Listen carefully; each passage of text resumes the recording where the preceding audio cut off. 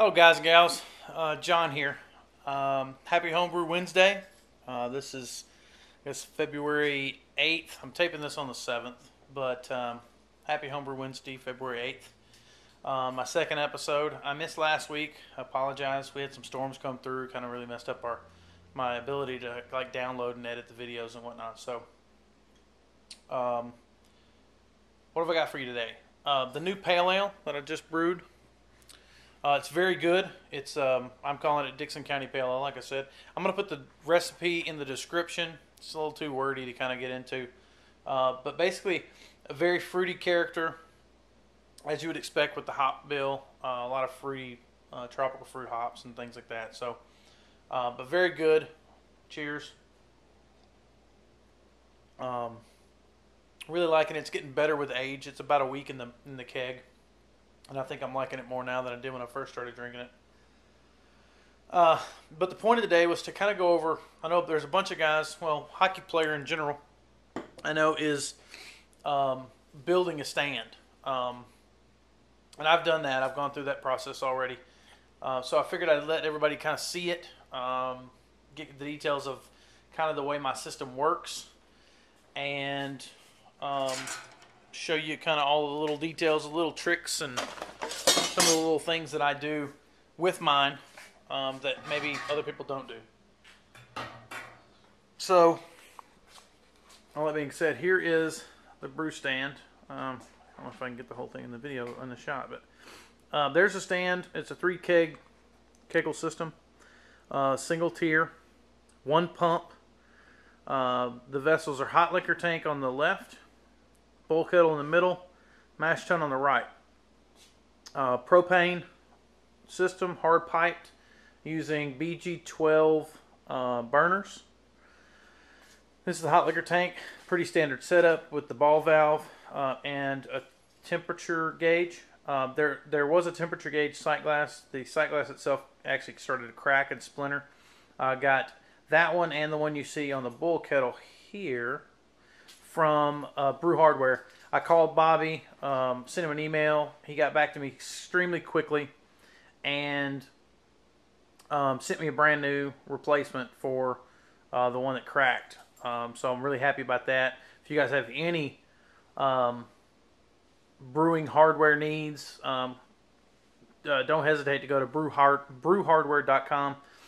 It's Bobby from New Jersey's little site. So here's the hot liquor tank. It's got a little polish on it. I've been trying to kind of polish it a little bit. It's still rough. I kind of like the little scuffed look, to be honest. The polish look looks nice, but I kind of like this little, like, you know, swirly look to it. Inside of the hot liquor tank is pretty standard. Like I said, you got the temperature gauge coming in and the pickup tube that goes straight to the center, pretty much like a 1/4 of an inch off the bottom.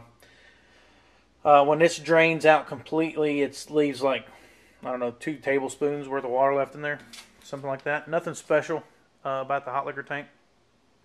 Mash tun is here. You have a temperature gauge, ball valve, stainless steel ball valve, recirculation port up here.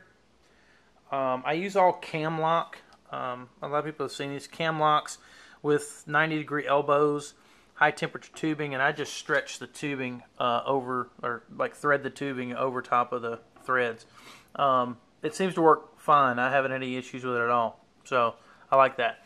I've got 2 layers of Reflectix on the mash tun. I just added that. It seems to help hold temperature. This is my false bottom. I cannot remember the site that I got this off of. For those who are on Homebrew Talk, it's not Jaybird's. His has welded hinges, not bolted. His will open up fully and lay flat. This one will only go just past 90 degrees on the flat, but it really doesn't have to. I'm perfectly fine with it doing this. This was about $20 cheaper, I think, than Jaybird's, and I think it's just as good a quality. Like I said, it doesn't open up fully, but I don't really care about that part. Not my biggest concern. Works really good though. I haven't had any issues with it whatsoever. Got a couple layer of Reflectix just sitting on top to help insulate the top. Inside the mash tun, pretty standard. Here's the recirculation tubing. At the moment, it just has kind of kind of a barb on the end. That doesn't really what I use at the moment. I pretty much take this off and use some other deal, recirculate it with just a hose. Dip tube is in the center. I actually cut out a piece of the dip tube and put some high temperature hose in there so that I could bend it. This allows me to get the false bottom out without too much trouble. And then that's the temperature gauge. Now on to the more interesting part of the brewery for me. My boil kettle. You have ball valve that's connected to the pickup tube. Ball valve that's connected to the recirculation whirlpool attachment. Sight glass thermometer. But over here you'll notice two little inlet and an outlet. And those are connected to my mounted immersion chiller. I have a stainless steel immersion chiller mounted in my boil kettle. Couple of things. I like it to a certain extent. If I did all 10-gallon batches all the time, I think I would like it more. The problem that I'm having is that most of my 5-gallon batches come to about like right here, which means I'm losing half of the space or half of the cooling power of the immersion chiller.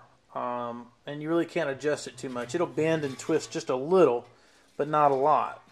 So I'm not really getting the effective use of the immersion chiller. So I think what I'm going to end up doing is I've got another keg. In fact, I have another keg right there that I am going to convert into my new boil kettle that will not have this in it.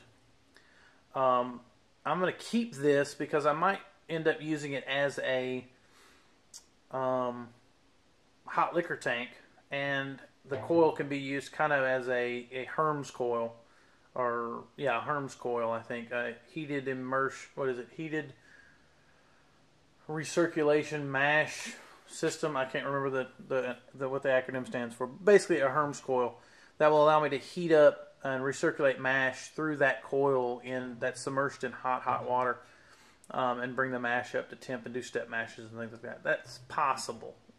Most likely, I'll probably just break it down and find another use for it. But I'm just going to buy another immersion chiller and use it, or I may buy a plate chiller and just mount the plate chiller like down there somewhere. But anyway, quick disconnects on the hose, on the outlet and the inlet and the outlet. Just connect hose pipe to that. That's pretty much it. I've got a couple of little things. I mean, you can tell it's a little rusted. I haven't painted it. I haven't finished a lot of the grinding on the welds. I don't mind some of the little welds being there. It doesn't really bother me. These right here are actually, I don't know what you'd call them, like struts, guides, whatever. And I had those added because I have a 5-year-old son. He'll be 6 actually in about a month, and I don't want hot water being able to easily kind of be tipped over. If I happen to have this hose connected and I catch my foot or something on this hose, in theory I could pull it off. It'd be hard to do it with all water, with a bunch of water in it, but still, I just feel like it's a little bit of a safety feature. As you can see down there, they're all the gas lines. There's the burners. All the gas lines are hard piped in. I got a ball valve and then a little dial to control the flame. March 809 pump with a little aluminum flashing to cover it up and protect it from the water and drippings and things, and a little ball valve on the out valve. It's on 4 wheels so that I can easily maneuver it around and move it. I built it so that I could move it from one place to another if I happen to brew outside or take it someplace. So anyway, guys, that's the brew system. If you have any questions about it, let me know. I can answer a lot of stuff about the fabrication, I guess, if you have any. And then also about some of the stuff as far as putting things together. Anyway, I'll get my beer. Happy Homebrew Wednesday, guys. Cheers.